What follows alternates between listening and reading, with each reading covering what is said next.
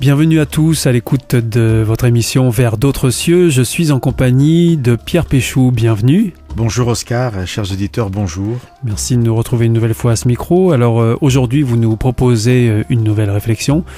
Il s'agira de la bonté. C'est des réflexions qui sont comme à l'habitude tirées des évangiles ou de la Bible. Là, nous sommes dans le livre de Matthieu. Et ce sont deux passages qu'on peut trouver au chapitre 9 et au chapitre 12, où Jésus va avoir la même réflexion face à son auditoire. Il va leur dire « Allez apprendre ce que signifie « Je veux la bonté et non le sacrifice ». Et alors, il est possible comme ça de mettre en parallèle deux passages dans deux chapitres différents ? C'est possible et intéressant parce que les situations que nous allons développer bientôt sont différentes. C'est des contextes bien différents qui pourraient nous sembler opposés.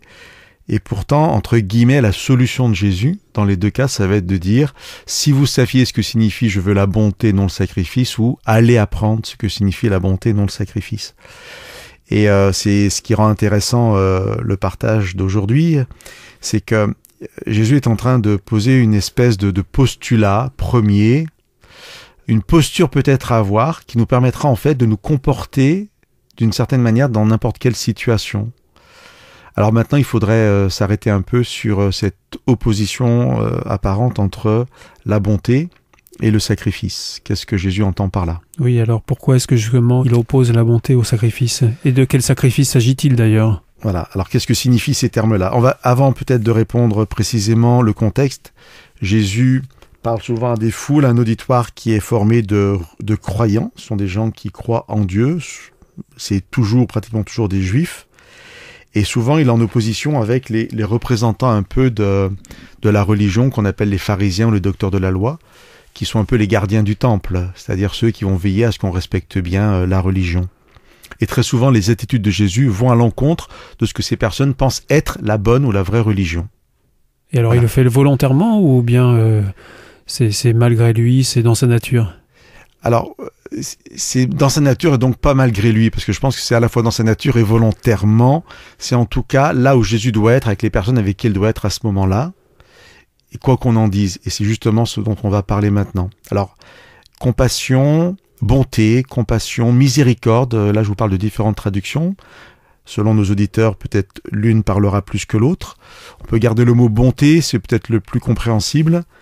Mais voilà, la compassion, c'est-à-dire la possibilité de souffrir avec, de prendre conscience des limites de l'autre, de ses souffrances et d'être avec lui dans ses circonstances. Alors, opposé à ça, le sacrifice, qui est un mot générique qui va parler en fait de l'ensemble des rituels imposés par la religion du moment. Donc des sacrifices d'animaux, plus généralement. Alors ça, c'est le sens précis, effectivement. C'est bien, Oscar, de le préciser. Donc les sacrifices d'animaux, mais ça veut dire en fait l'obéissance à l'ensemble de la loi cérémonielle, religieuse, rituelle de l'époque. Dans le contexte juif, c'était les sacrifices au temple, mais aussi tout le respect des lois qui tournaient effectivement autour des sacrifices. Et alors pourquoi est-ce que cette notion de sacrifice s'oppose à la notion de bonté ? Elle s'oppose en fait quand le rituel remplace la bonté. Je pense qu'elles peuvent ne pas s'opposer dans le plan initial de Dieu. Obligatoirement, tout acte spirituel, religieux, doit découler d'une bonté. Ça, c'est une assurance que je peux partager. Mais il va être plus facile en fait de sortir de la raison première qui est celle de l'amour, de la bonté, de la compassion pour juste s'attacher au rituel. Alors, on va venir quand même aux deux passages. On ne les lit pas, ça serait trop long, mais le premier est dans l'évangile de Matthieu, chapitre 9. Et là, Jésus partage un repas avec des personnes qui ne sont pas fréquentables. Sans rentrer dans les détails, ces personnes sont appelées des pécheurs, des gens qui ont fait le mal. Et donc, on va critiquer Jésus par rapport au fait qu'il partage le repas avec ces personnes.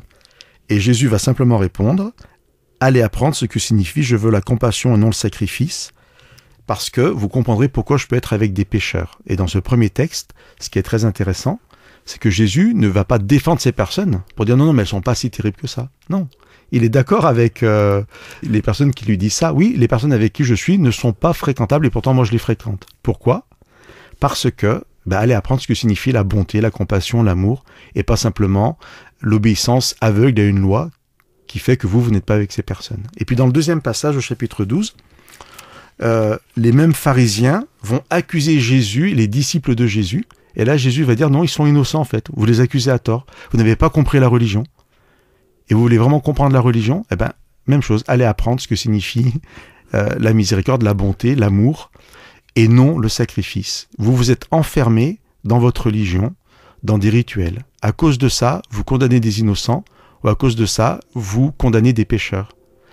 Eh bien, si vous allez apprendre ce que veut dire la compassion, l'amour, c'est le postulat, la posture première de vie qui vous permet d'être en fait avec n'importe qui, sans être péjoratif, sans avoir à vous justifier, parce que par nature, parce que vous aimez, parce que vous êtes dans la bonté, eh bien vous allez être auprès de personnes qui ne sont pas fréquentables, vous n'allez pas non plus accuser, condamner des innocents. Et je trouve que c'est à la fois peut-être une interpellation pour chacun d'entre nous, à réfléchir à nos motivations en fait, et en même temps un encouragement à l'expression que j'aime bien, à vouloir vivre vrai, vivre cet amour de Dieu, et cet amour nous placera auprès de personnes, fréquentables ou non, mais où nous aurons une place pour vivre justement cette compassion qui vient de Dieu.